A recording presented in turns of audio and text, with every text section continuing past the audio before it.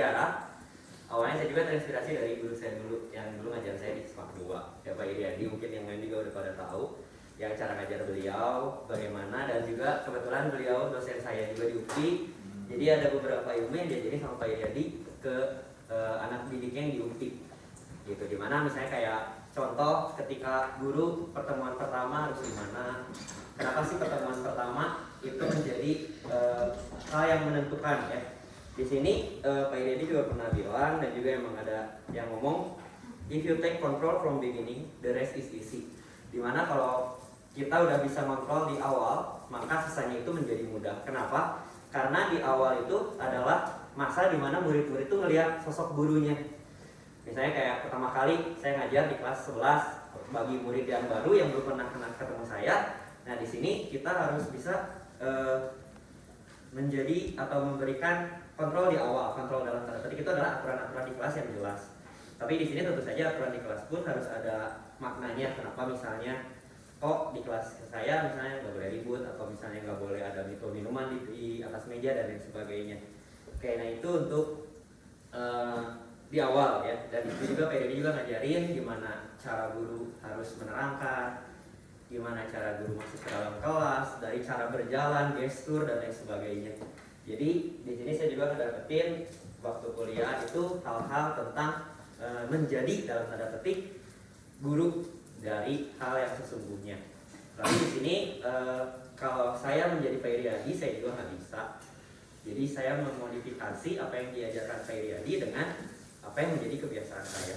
Dan di sini saya juga mau ngomong dulu ke Bapak Ibu, saya di sini tidak menggurui Bapak Ibu, enggak. Ya setiap guru punya metode masing-masing, punya cara masing-masing buat ngajar, juga punya cara yang berbeda untuk bisa dekat sama murid. Dan di sini saya cuma mau sharing aja tentang gimana saya bisa ngajar di kelas dan cara ngajar saya sama metode yang digunakan. Seperti tadi yang dikatakan Pak Felix, saya sama sekali dalam tanda petik itu tidak bisa multimedia. Di saat dunia sekarang lagi gencar-gencarnya teknologi, saya PPT nggak pernah bikin. Saya yang namanya ngajar udah pakai iPad, udah pakai iPad, tapi nggak pernah dipakai gitu. Selalu menggunakan media yang sifatnya konvensional, dan metode yang digunakan pun ceramah interaktif yang katanya ceramah itu harusnya sudah diubah menjadi student center. Tapi di sini saya merasa tidak ada metode yang lebih baik dan tidak ada metode yang kurang. Kenapa? Karena yang namanya murid, kalau saya lihat dari segi SDM, untuk kita melihat SDM, misalnya kita melihat misalnya kayak tadi student center, ya kita lihat dulu SDM kita bisa nggak untuk student center, gitu. Karena tidak semua materi, tidak semua pelajaran bisa harus berfokus pada murid. Itu yang pertama. Sehingga saya di sini tetap memilih ceramah dari awal saya mengajar dari tahun 2012 sampai detik ini. Ya mungkin dengan ada modifikasi ya. Dengan ada modifikasi di mana ceramah di sini itu dengan ada tanya jawab, dengan ada kegiatan tugas dan lain sebagainya. Dan juga mungkin ada presentasi setiap orang ke depan. Nah, kenapa saya memilih itu? Karena tadi saya pikir tidak ada yang namanya peran guru itu hanya sebagai fasilitator. Kenapa? Karena peran guru itu bukan fasilitator, tapi kita itu mendidik dan mengajar mengenai apa yang kita ajarkan. Sekarang kalau misalnya saya ngebahas yang namanya kerajaan Hindu-Buddha. Kerajaan Hindu-Buddha materinya dari SMP, dari SD juga udah ada gitu ya. Materinya udah ada. Dibahasnya berulang-ulang sama, nggak ada perubahan. Kok bisa? Apa bedanya SD, SMP, dan SMA?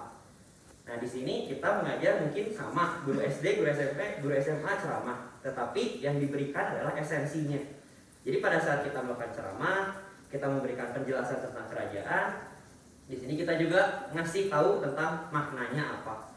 Dan itu fungsi kita sebagai penceramah. Jadi kalau misalnya kita cuma jadi student center, saya gitu ya, coba student center di sejarah pelajaran saya rasa kurang efektif, karena murid sekarang itu harus bisa diajarin gimana caranya mereka cari makan sendiri, gitu kan, yang kita pikirkan sekarang gak harus disuapin terus. Tapi kan kalau kita lihat bayi juga kan gak mungkin dong dari awal langsung cari makan sendiri, kan yang namanya bayi kan harus disuapin juga.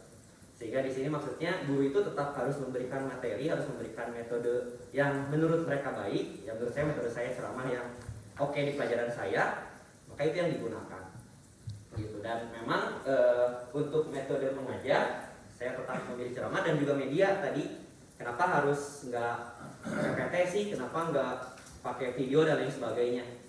Sekarang kalau saya menjadi murid, saya ibaratkan diri saya sebagai murid. Saya belajar selama dari jam 7 pagi sampai sore, dan ternyata semua mata pelajarannya ngajar pakai PPT semua. Saya juga capek sih melihatnya kalau saya sebagai murid.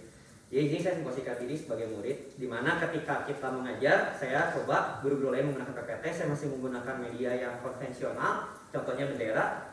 Di saat saya mengibarkan bendera dengan menunjukkan bendera yang ada di layar, itu menjadi daya tarik yang berbeda secara visual. Jadi kalau misalnya kita lihat segitiga media pembelajaran, yang namanya media yang bisa kita lihat dan bisa kita sentuh itu pendudukannya lebih tinggi daripada media yang hanya bisa dilihat secara visual atau secara 2 dimensi aja. Gitu. Jadi murid pun jadi lebih menarik.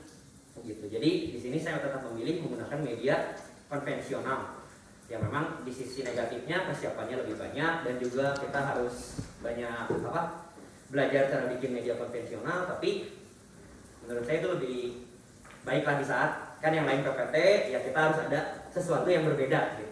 Jadi murid-murid juga pas belajar 10 jam pelajaran, mereka bisa melihat, oh ternyata ini ada yang beda nih.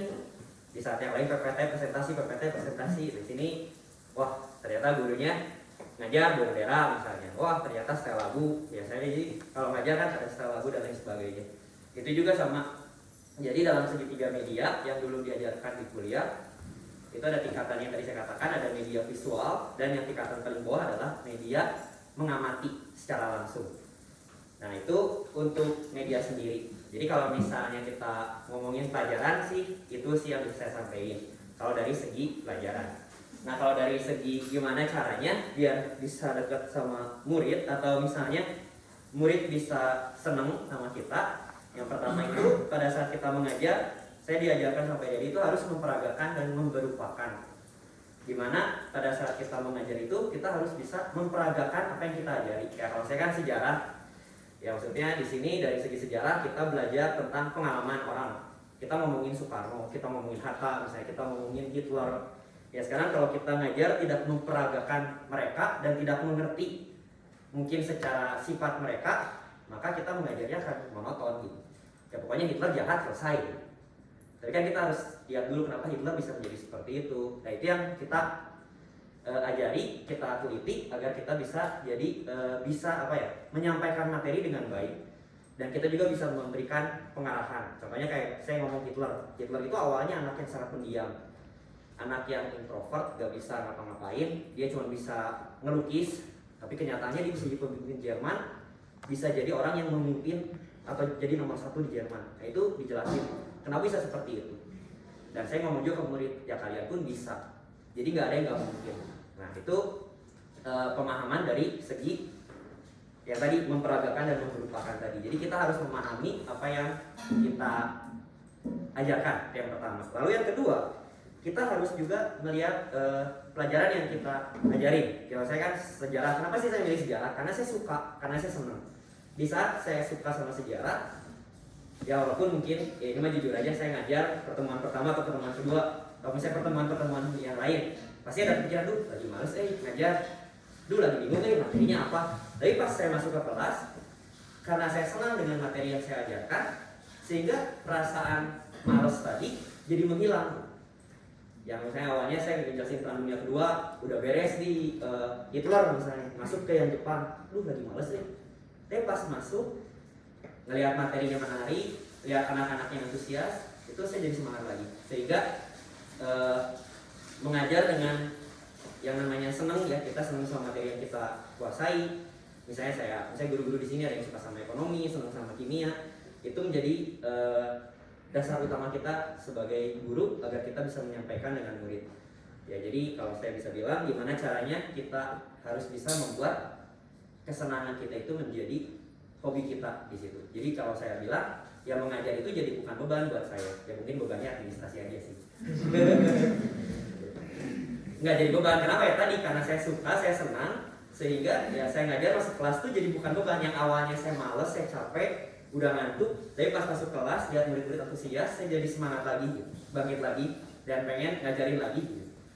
Nah itu kesenangan ya. Jadi di sisi ya, saya katakan saya suka sejarah, saya senang sejarah, maka jadikan itu sebagai pekerjaan kita itu sebagai hobi kita gitu. Jadi bukan beban. Kalau kita masuk kelas tuh oh beban nih harus ngajar di sini. Wah ini memang muridnya nakal-nakal ya. Saya juga ada sih ini muridnya nakal nih harus ngajar di sini. Tapi setelah saya ngajar ternyata murid yang nakal itu juga ternyata tidak membuat ulah dan lain sebagainya, malah bertanya. Itu menjadi poin penyemangat tentunya untuk kita bisa ngajar lebih baik lagi. Itu sih dari pelajaran. Terus yang kedua, kalau misalnya kita ngajar cuman pelajaran doang, yaitu mah sebenarnya apa bedanya sekolah hari ini yang konvensional dengan sekolah online atau sekarang lagi gemar itu ruang guru ya, ruang guru. Terus apa bedanya kita sama homeschooling? Nah apa sih bedanya? Kenapa kok sekarang tren homeschooling bisa lebih naik? Kenapa sekarang ruang guru bisa lebih naik dibandingkan sekolah konvensional? Kenapa murid-murid lebih memilih ke situ? Karena mereka tidak mengerti tentang kesenangan di sekolah. Jadi kita dari segi murid ya, saya tidak ngomongin lagi pelajaran, tapi dari segi murid.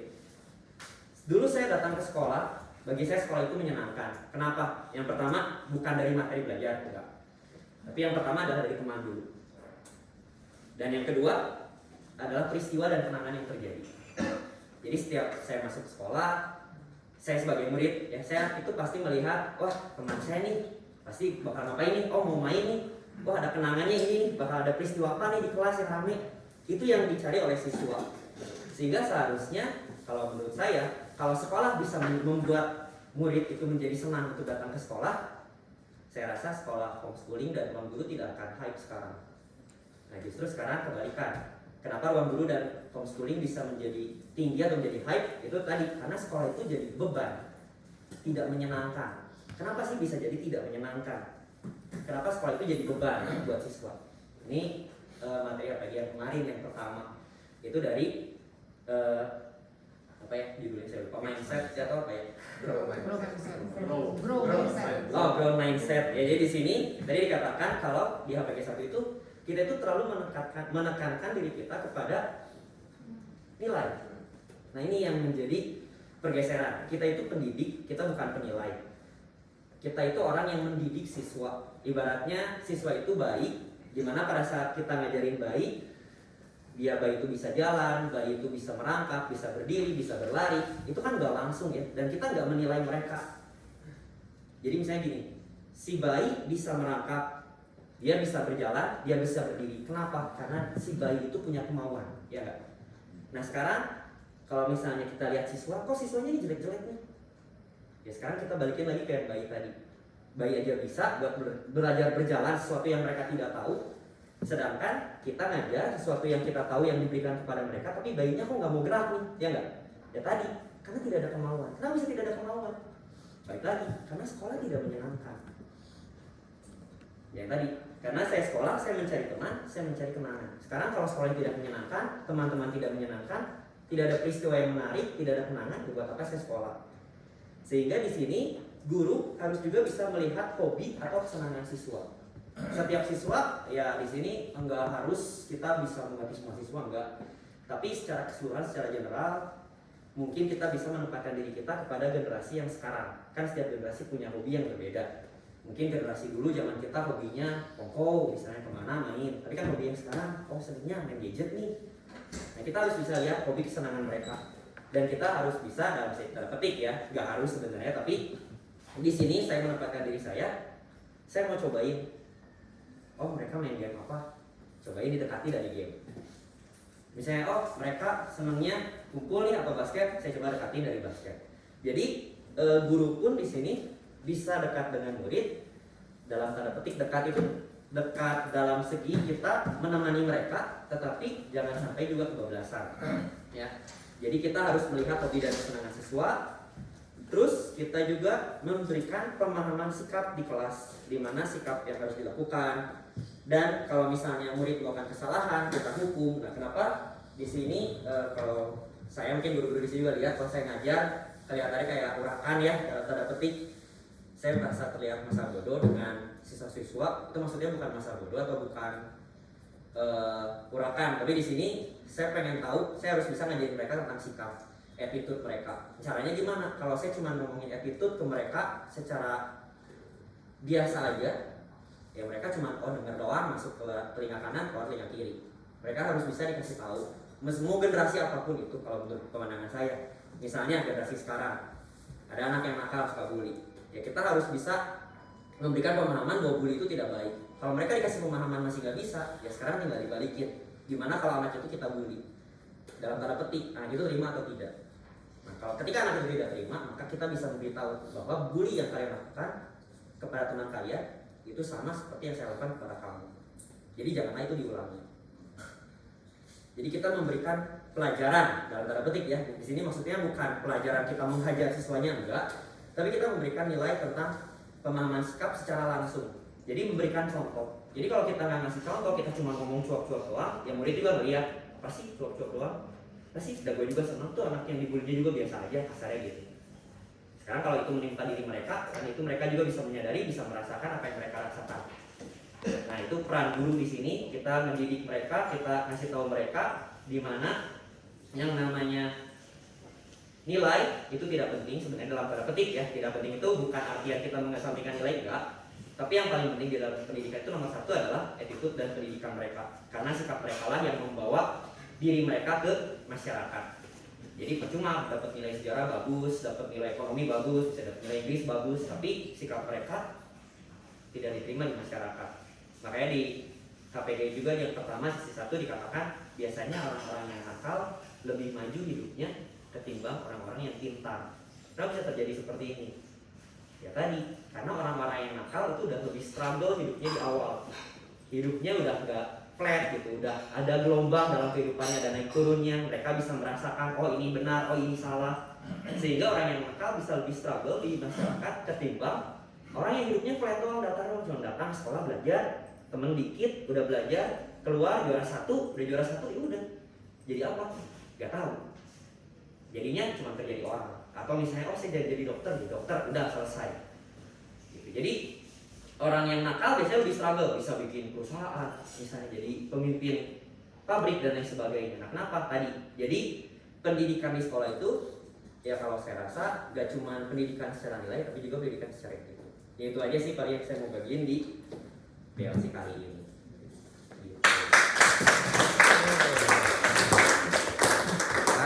Baik Bapak Ibu, mungkin ada yang belum pernah datang ke kelasnya Pak Dede ya. Kan kalau saya supervisor atau ini atau Bu Desi gitu ya, teman-teman yang lain yang ada kesempatan masuk kelas Pak Dede, mungkin belum ada bayangan nih kelasnya Pak Dede kayak gimana. Cuma denger doang suaranya di lorong, benar nggak?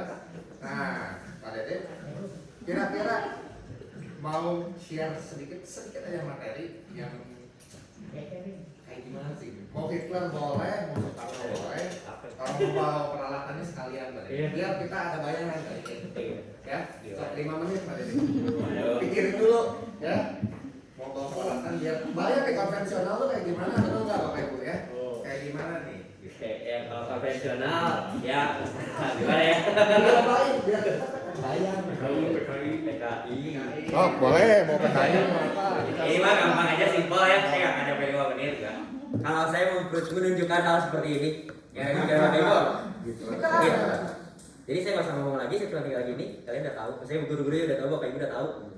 Itu maksudnya dikata memperagakan dan memberupakan. Jadi kita nggak usah nunjukin fotonya, kita nggak usah nunjukin siapa dia, kita cuma tinggal memperagakan doang gitu. Jadi ya gitu. Terus misalnya ketika Soekarno berpidato, misalnya kita harus lihat dulu video-video tentang Soekarno, gimana cara dia pidato. Ya kita memperagakan beliau, memberupakan walaupun tidak seutuhnya persis, tapi seenggaknya kita tahu oh ternyata berpidato itu bersemangat. Berbeda dengan zaman Soeharto. Kalau Soeharto kan pidatonya nyantai, kalem. Nah kita juga harus bisa memperagakan itu di kelas. Jadi kayak Soeharto. Ya karena kalem berbeda dengan pembawaan Soekarno. Itu aja sih. Contohin Pak Dede. Yang ada lagunya Pak Dede. Yang ada lagunya Pak Dede. Aku nggak hidup zaman Soekarno. Biar ada bayangan suasananya, ambient yang dibangun. Ya, misalnya kalau saya ngebahas Ayo langsung pada Orde Baru, ya Orde Baru kan ada lagu yang banyak, misalnya kayak lagu-lagu Orde Baru, kayak lagu Keluarga Berencana, lagu Aku Cinta Indonesia. Indonesia ya, saya setel biasanya di kelas lagunya, terus saya ngejelasin apa itu program keluarga berencana dengan ada background back sound lagunya. Contohin Pak Dede, contohin. Gimana? Kita kan muridnya Dede. Pakai aja. Nggak ada. Keluarga Cemara. Keluarga Cemara. Soundtracknya ya. Googling boleh. Jadi kalau misalnya ngebahas perang ya ada background perangnya. Jadi saya terakhir ngebahas di kelas 12 itu materi Jepang misalnya. Nah, saya ngebahas tentang Rakiri misalnya. Nah, karena Rakiri ada lagunya saya nyanyiin di kelas. Ayo biar kita teh kebayang Pak Dede. Ayo. Kita murid Pak Dede. Contohin ambiennya, bawain suasananya. Misalnya contoh ya, saya Jepang mau menguasai Asia. Dimana di sini Jepang duduki Filipina, Jepang melawan yang namanya wilayah Indonesia. Di sini saya ngajarin dimana pada saat Jepang menguasai Asia Tenggara, alasannya kenapa sampai akhirnya di akhir season saya bernyanyi Kono hikono sora kono hikari Asia wa akeru. Asia berarti milik saya, Jepang menguasai Asia. Ini contohnya kayak gitu aja lah.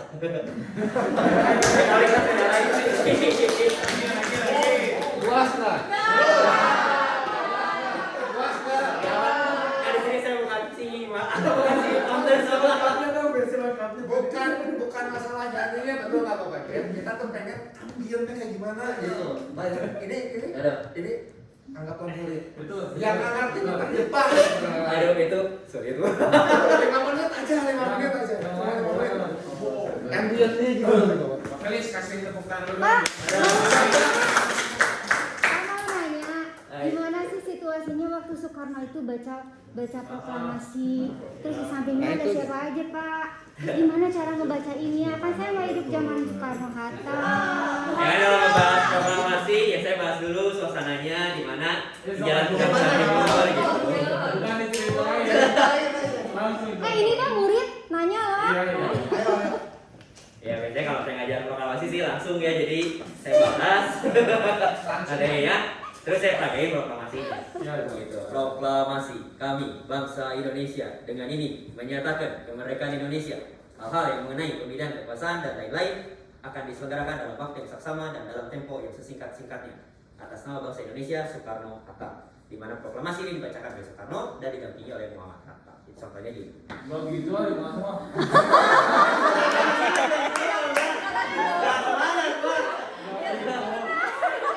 Biasanya kita keganggu ya. Ya lagi-lagi kayak tadi sih. Jadi ya kalau saya ngomongin misalnya Hitler mendewakan Jerman ya, saya peragain Hitler. Deutschland über alles in der Welt. Jerman itu di atas segalanya. Di atas segalanya di dunia. Ras Arya adalah ras-ras yang harus dipertuan oleh ras-ras yang lain. Kita ini adalah ras dewa dan ras lain adalah bawahan kita. Nah, itu contohnya gitu.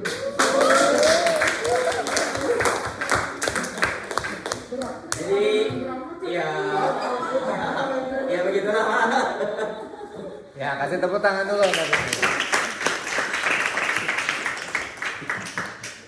Saking rumah udah terasa. Ada yang di rumah kerasa Itu getarannya. karismanya ya. Seorang Dede ya. Dengan caranya dia. Semoga dari sini nih Bapak Ibu mendapatkan sesuatu.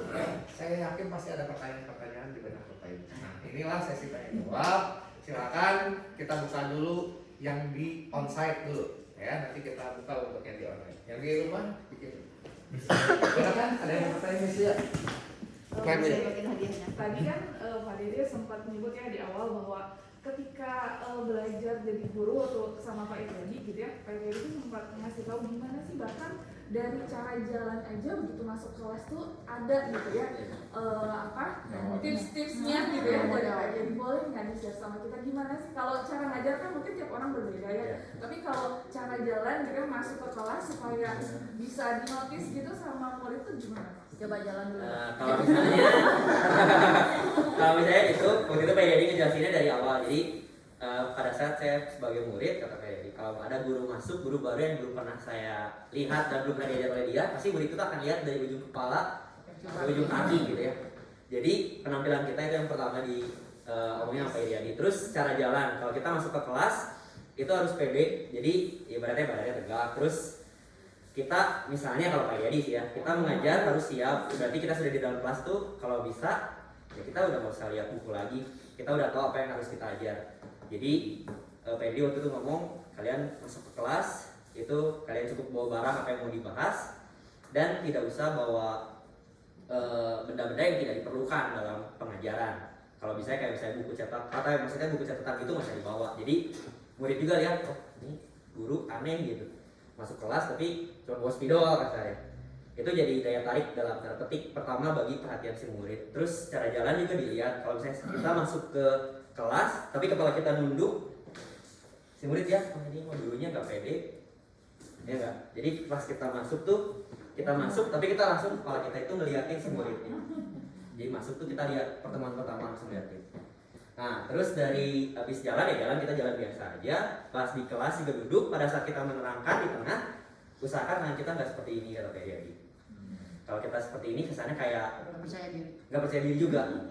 Kayak kalau misalnya grogi gimana nih? Ya tangannya bisa begini, atau tangannya bisa begini, atau misalnya ya biasa aja tangannya nggak usah dimasukin. Yang penting pada saat menjelaskan kitanya percaya diri gitu. Terus kalau misalnya ada murid nanya kita nggak bisa jawab gimana? Nah kalau Pak Iriadi, kalau kata Pak Iriadi jangan bilang kita nggak bisa, nanti menjatuhkan wibawa kita gitu. Terus gimana nih? Ya kita jadi pinter-pinterin dulu, kita lemparin lagi ke murid. Nah bagus nih pertanyaannya, saya kasih poin. Coba di kelas ini siapa yang bisa jawab? Saya kalau bisa jawab saya kasih poin. Nah jadi kita lemparin lagi ke muridnya. Terus kalau misalnya tidak ada jalan keluar, jadikan tugas. Nah karena pertanyaannya ini bagus, kita jadikan ini tugas. Nah dapat nilai lagi. Kita juga jadi memalu, kita jadi ada wibawa aja gitu. Pada penting gitu ya. Nah itu ajaran Pak Iriadi sih. Jadi cara masuk tadi, ya tadi sih kalau cara masuk nggak pede. Kitanya harus pede. Terus dari posisi kita ngeliat murid, pas kita absen, kalau kita gini doang ya, absen 1, terus lihat absen 2, kita harus liatin semua. Pada saat pertemuan pertama gitu ya, absen 1 misalnya Albertus, kita liatin Albertus, oh orangnya ini, udah lihat, baru absen 2 kita lihat lagi siapa anaknya, oh yang ini. Jadi sudut mata kita, terus cara jalan jangan sampai nunduk ya, ibaratnya kayak orang pede yang mau ibaratnya dalam petik medan perang gitu, maju ke medan perang. Kalau kitanya nggak pede ya masih mati duluan gitu. Gitu ya, itu aja sih dari cara jalan. Puas misalnya? Mungkin ini aja, maksudnya kalau dulu karena tahu Dede dari SMA, dulu kan wali kelas ya gitu ya. Sekarang saya yang belajar gitu. Kalau dulu kan saya ngajarin ya wali kelas ya, kalau sekarang saya yang belajar sama Dede.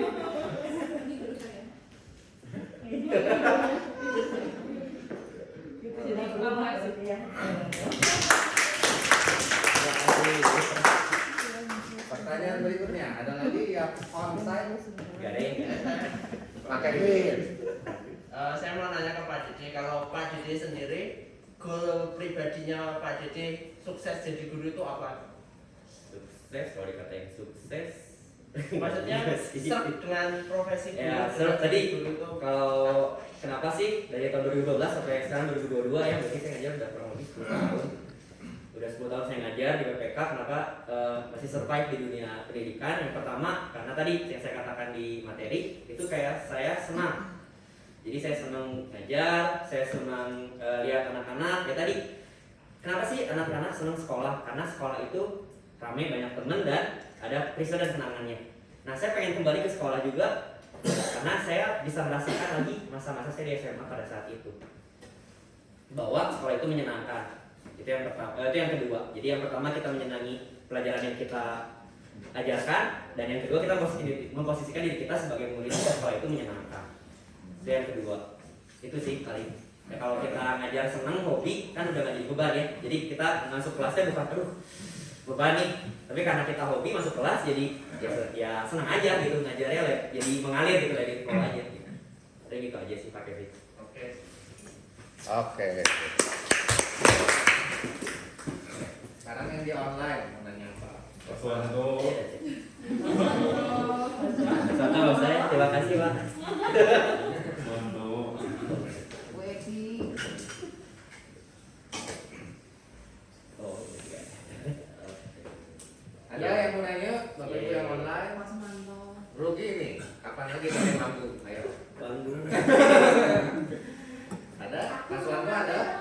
Mary itu, Mary itu. Mary. Aku Mary. Nah, Pak Dede, saya pakai gini aja.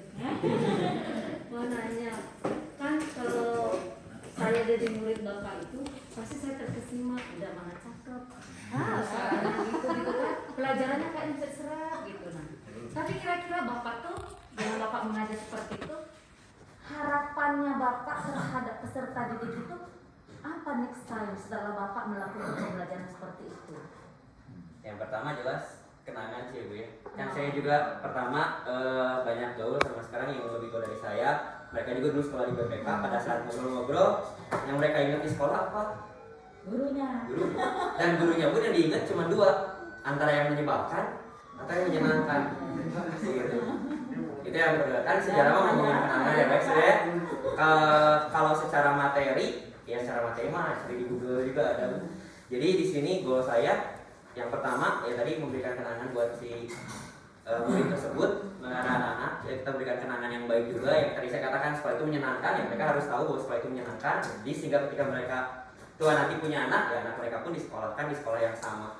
Tapi kalau misalnya kesan mereka Semak 2 mah saya dulu sekolah di Semak 2 stres, insecure dan sebagainya punya anak yang menjadi sekolah di Semak 2 kan gitu. Jadi yang pertama memberikan kenangan itu kepada siswa tersebut biar mereka selalu tahu dan ingat tentang peristiwa kejadian mereka di sekolah. Terus yang kedua, kalau saya sebagai guru pada saat saya mengajar, saya sudah punya mindset di kepala saya bahwa semua anak itu belum tentu bisa sejarah. Jadi pada saat saya masuk kelas, karena sejarah itu pelajaran yang membosankan dan semua anak belum tentu tertarik, maka ini menjadi tantangan saya gimana caranya sejarah ini menjadi menarik.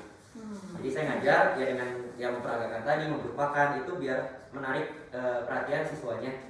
Dari yang awalnya tidak suka, yang minimal menjadi biasa saja itu udah tingkatan gitu ya, udah cukup lah gitu. Jadi nggak usah sampai harus suka sama pelajaran saya nggak usah, tapi minimal mereka biasa aja atau menjadi suka itu lebih baik. Gitu. Terus yang ketiga, kayak misalnya tugas yang saya berikan ke siswa, kalau misalnya kita lihat dari tahun ke tahun, kalau saya ngasih tugas, pasti ada tugas kelompok satu kelas. Ada tugas satu kelas dibagi 2 kelompok besar.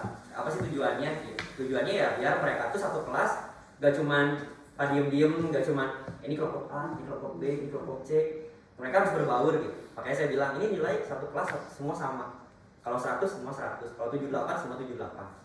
Kekompakan kelas yang dinilai. Jadi saya pengen juga biar kelas itu ada kekompakannya gitu dan ya mereka jadi tadi sekolah itu menyenangkan bagi mereka. Gitu aja sih Bu. Bagus banget ya. Tapi ada satu kalau boleh ngasih saran gitu kan Bapak tuh kalau saya lihat Pak Dede itu kayak seperti ini.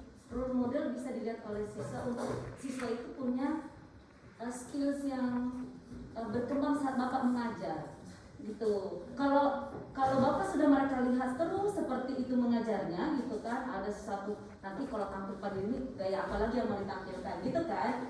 Nah, kayaknya akan lebih baik kalau anaknya itu sendiri mereka kayak Bapak tuh jadi model bagi mereka. Kenapa nggak mereka aja yang memerankan tentang satu cerita di sejarah itu? Misalnya siapa yang jadi Soekarno-nya, siapa yang jadi gitu kan? Dia menciptakan pada Siapa tahu ada juga yang Bapak bisa lihat baru model-model dari yang lain di Saya udah coba sih Bu. Jadi saya sudah menugaskan. Udah ada ya. Jadi presentasi anak-anak, tapi presentasinya misalnya untuk saya ngejelasin peran-peran di Indonesia kayak peran di Diponegoro, Tuan Gino Bonjol. Terus saya suruh siswanya bukan presentasi pakai PPT, tapi kalian yang jadi Diponegoro. Jadi gimana caranya kalian bisa menjelaskan kalau diri kalian itu Diponegoro. Jadi saya Diponegoro, saya orang yang dikira di Belanda belum. Nah itu saya pernah dulu, sudah pernah dicoba.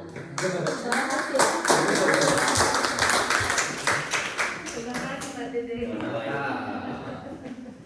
Saya hari ini kenal Pak Dede lebih baik, yang lebih baik.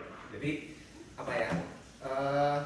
Jadi saya lebih paham ya value dari Pak Dede itu membangkitkan kenangan di sekolah. Guru sejarah, making history gitu ya istilahnya. Nah, benar kan? Benar ya? Bapak Ibu yang online mau nanya nggak? Bagus. Aduh. Emang mantap 2000. Monggo. Bu ya. Siapa ini? Iya, Bu Maya. lagi. Oh Maya. Ya, ini saya secara pribadi bangga ya punya murid yang menjadi seorang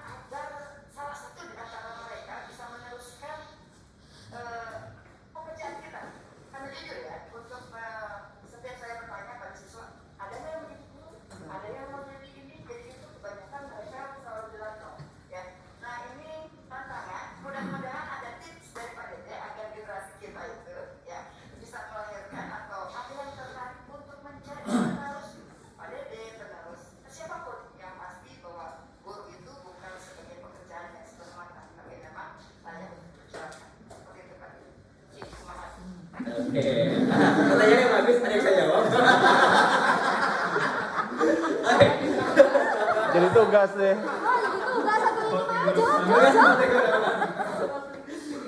Bagus saya Bu ya. Jadi kalau misalnya dari pribadi saya, kalau saya mau regenerasi gimana nih?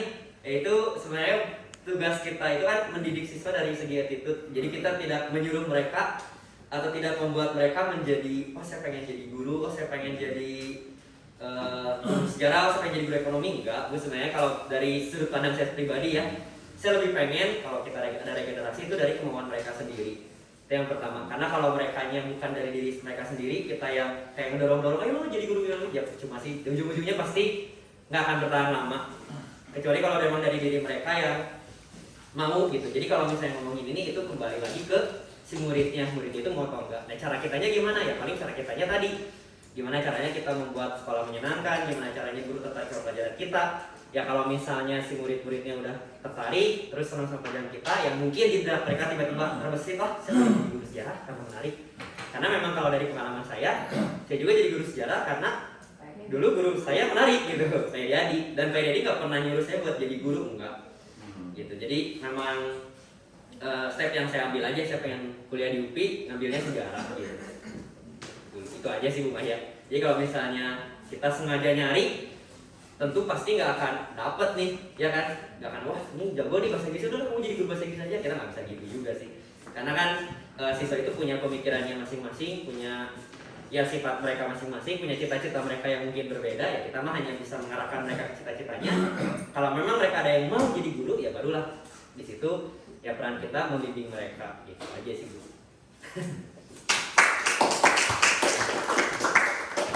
Jadi let it flow. Gimana Bu Maya? Kita jawab. Oke, sip. Ada lagi? Yo, ada lagi? Bapak Ibu yang di online. Tektok. Mas Wanto, ada yang mau ditanyain? Bagus Pak, terima kasih.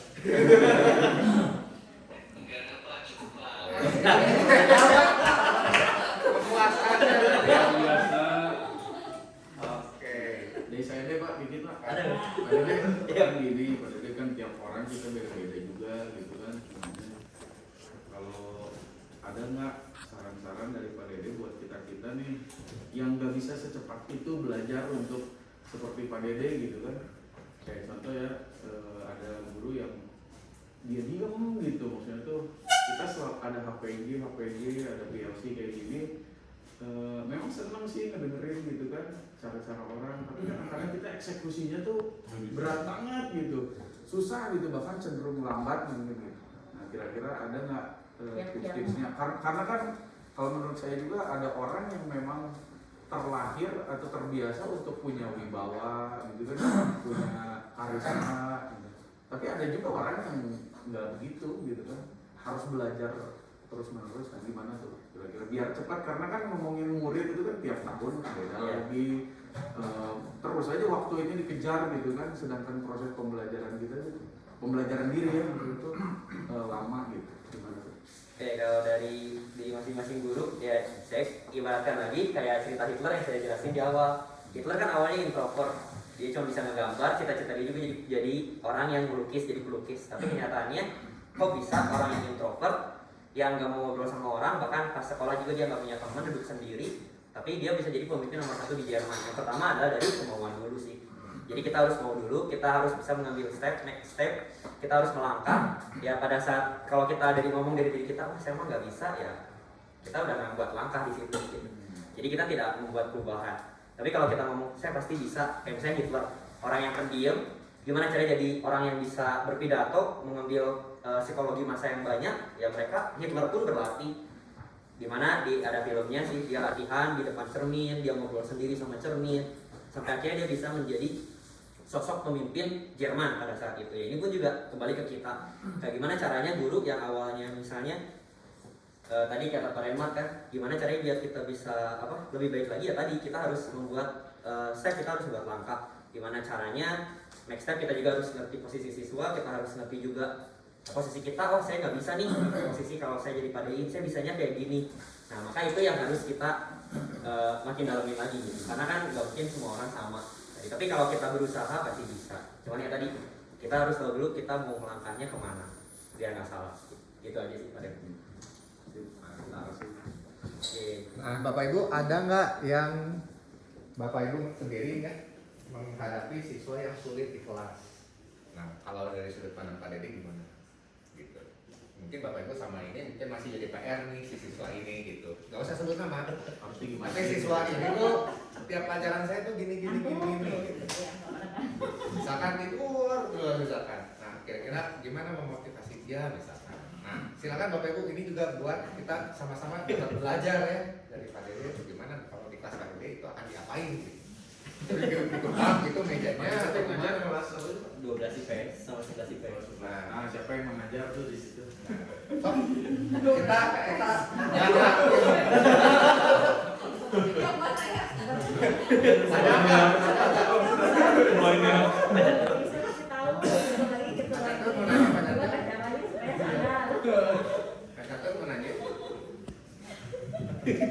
Didoakan.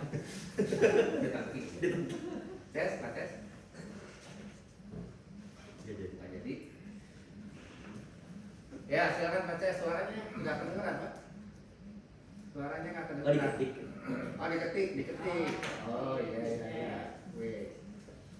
Tiap angkatan berbeda warna dan karakternya. Ada yang antusias, ada juga yang mungkin kurang antusias dengan model pembelajaran Pak Dein. Nah, pernahkah Pak Dein menghadapi angkatan yang kurang antusias? Kalau pernah, gimana cara mengatasinya?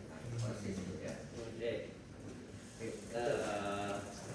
Si pertanyaannya, kalau saya pribadi ngeliat murid yang kurang antusias, ya paling caranya yang dirubah sih, gimana cara kelasnya biar bisa menarik. Di kelas saya di kelas juga nggak selalu materi yang saya ajarin.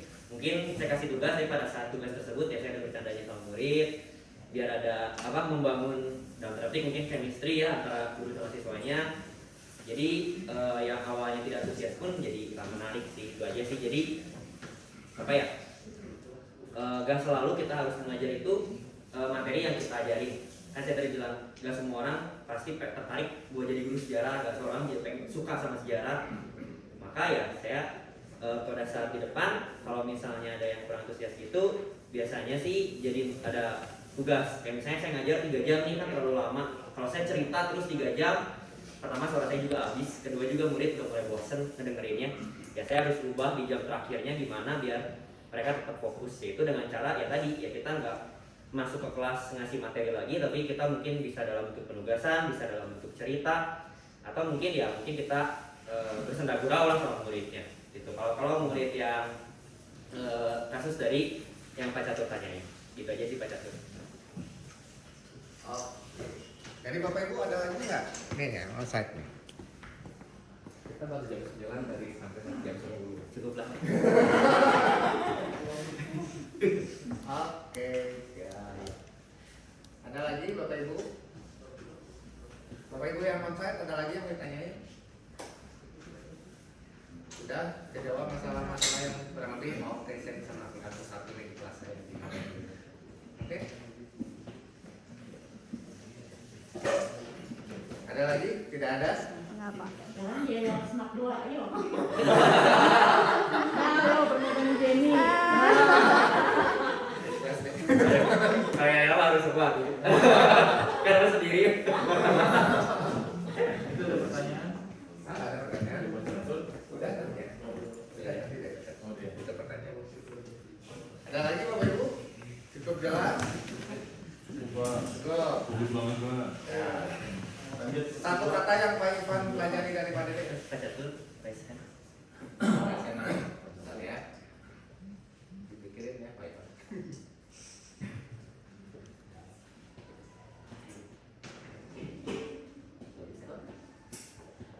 Ini siapa Catur ya? Kamu ngerti lagi. Misal ada siswa bertanya, kenapa sih kita harus belajar sejarah? Oh. Apa kata Bapak? Ya itu tadi kalau untuk materi yang kenapa sih kita harus belajar sejarah, biasanya saya di awal pertemuan sih Pak Catur buat ngomongin. Saya ibaratin aja, kan saya ngomong ngapain sih belajar sejarah? Yang lalu mah udah aja biarlah berlalu, kita tatap masa depan yang lebih baik. Kan banyak yang ngomong gitu. Tapi saya ibaratkan belajar sejarah itu seperti naik mobil. ketika Bapak Ibu yang mungkin yang sudah bisa naik mobil, yang sudah punya mobil, mobil punya spion. Nah, itulah fungsi sejarah dalam kehidupan. Pada saat kita mau melangkah ke depan, kita harus melihat ke belakang apa yang sudah kita lalui agar kita bisa lebih baik lagi ke depan.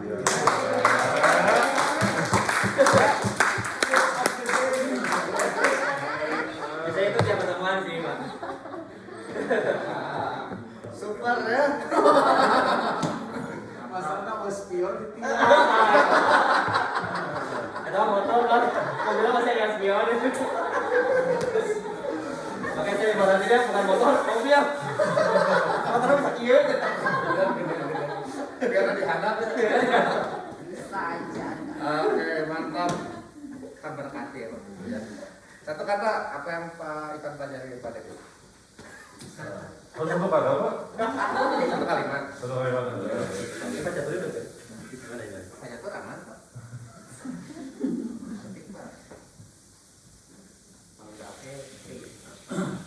Ya, saya belajar hari ini, belajar banyak Bapak Ibu.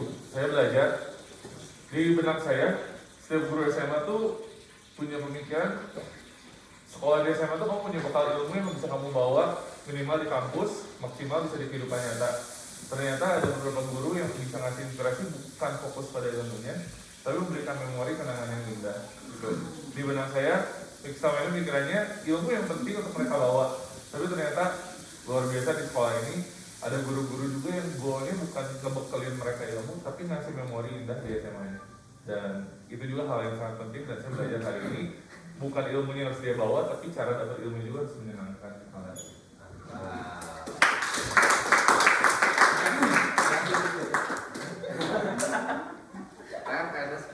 Pelajari dari Pak Dede. Ternyata dari dulu itu harus bisa acting. Ya lebih susah nggak paling ada hal Walaupun lagi nggak semangat ya, Berdrama. lagi nggak semangat lagi apa kita casingnya nggak boleh nunjukin gitu ya. Harus kalau orang yang profesional gitu ya. Udah di kelas ya udah lupain semua gitu masalah kita di belakang. lupain harus all up. Jadi belajar acting kalau kata saya. Berdrama. Ini ada kelasnya, Pak. Jadi raja drama. Boleh tadi apa dia yang train apa sih? Dari mana saja? Apa yang saja bisa pelajari hari ini? Spion. Sejarah sebagai spion. Buat kira-kira bagi kelas Pak Bu misalnya Kenangan ya. kita harus lanjutin. Salah satunya adalah spion tadi. Oke, udah nih. Udah. Oke, ya. Udah sih, terakhir. Harus semangat dan menggebu-gebu. Ya, semangat anaknya juga waktu pelajaran terakhir tuh kalau kayak belajar pelajaran terakhir jadi sejarah itu kan responnya kayak tidur gitu. Tapi kalau ada ini yang masuk kayaknya bangun ya. Ada banget makanya. Iya. Nggak semua sih. Soalnya kalau tidur nanti Jadi digetok. kalau di kelas Pak Dede, nah, di pelajaran terakhir sama di pelajaran pertama beda nggak treatmentnya? Pasti beda. Kan pelajaran pertama pasti biasanya lebih semangat. Kalau yang terakhir kan udah lama semua, jadi pasti beda gitu. Terakhirnya kira-kira bisa tahu. Ya tadi, jadi kita harus lihat posisinya ini udah ngantuk nih. Ya kata materi, ya mungkin ada gebrakan-gebrakan yang mereka jadi bangun lagi gitu. Mungkin pada saat mereka udah kelihatan udah capek, ya mungkin materinya kita stop, kita ganti sama hal yang lain atau berdiskusi dan sebagainya. Gitu. Tapi kan posisi kita masuk kelasnya walaupun energi udah habis tetap harus Pede sih. ya. Nah itu ya gestur tubuh kita itu penting betul ya. Sama penampilan juga ya. Kalau rambutnya acak-acakan masuk kelas, terus ya,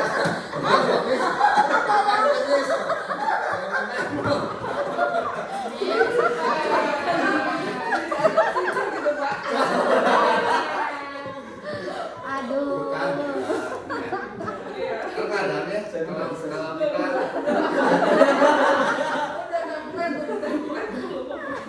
jadi Kita berarti aman. tipsnya harus ada rambut ini cukup sendiri. selalu bersih, selalu aman. Baik siapa nih?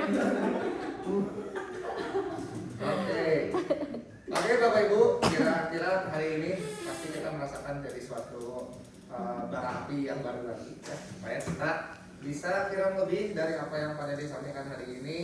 Kita kita bisa jadi bekal sesuatu, bisa ada yang kita bisa ambil, gitu ya. Nah itu jangan kita lupakan ya. Dari pertemuan PLC kita yang pertama dari Pak Suwanto, bagaimana kita juga istilahnya penting banget untuk bikin relasi sama anak, ya, ya seperti itu ya. Untuk Pak Dede juga sama ya, nada garis caranya sama ya. Jadi harus kita mengerti anak, bikin kenangan, bikin momen SMA tuh yang indah. Karena kalau saya ketemu alumni juga ya pas di gereja, ini pengen main ke sepak bola, Pak. Gitu ada kerinduan gitu loh. Pak katanya ada eduker ya, mau main ke sepak bola. Nah itu jadi peran kita itu penting di luar dari kehadiran kita, tapi kehadiran kita di kelas itu penting. Bagaimana kita bisa ngasih impresi yang baik ke mereka, bagaimana kita ketika ada konflik, ketika kita ada anak mau curhat ke kita, itulah kesempatan kita jadi berkat. Ya, jangan lupa supaya kita selalu jadi dampak. Ya, itulah nilai kita B ya. Oke, PLC Progressive Inside Out. Oke, terima kasih.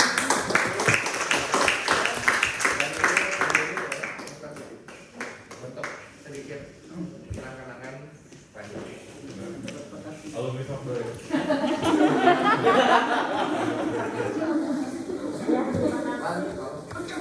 Pak Dede pasti hari ini sangat inspirasi ya. Jadi menjadi pekerjaan itu bukan suatu beban, tetapi sesuatu hal yang menyenangkan sehingga selalu dibuat lebih menyenangkan lagi sehingga murid juga akibatnya terbawa oleh kita sendiri ya, karena kita sendiri yang menciptakannya gitu ya. Jadi semangat itu sangat-sangat mengalir dan mempengaruhi anak didik juga ya. Terima kasih Pak Dede buat sharingnya.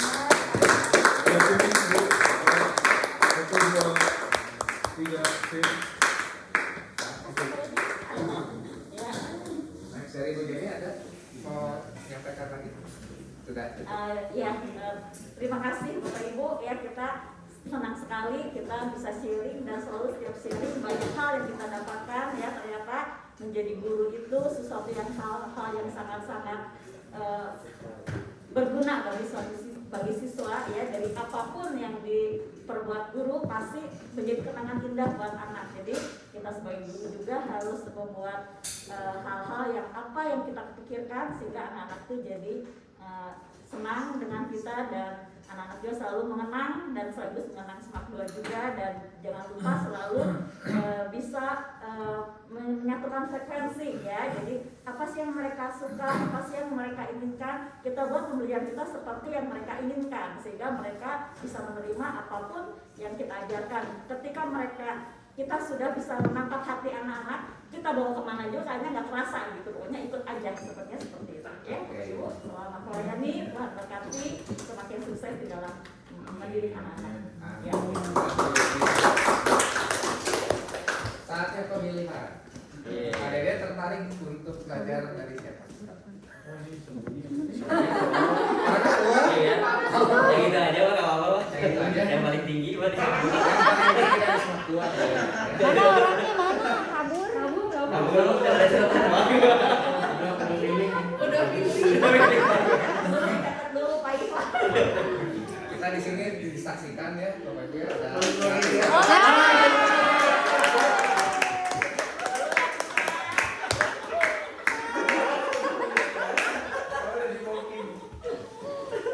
Lagi Pak Dede, belajar dari siapa berikutnya Pak Dede? Pak Ivan kalian. Garisnya udah kelihatan Pak. Pak Ivan, nanti Pak Ivan ke Pak Dika. Garisnya udah kelihatan. Pak Dika, Pak Indra. Garis sejarah. Oke Bapak Ibu, jadi untuk PLC kita yang berikutnya kita akan belajar dari Pak Ivan. Ya, episode ke-3.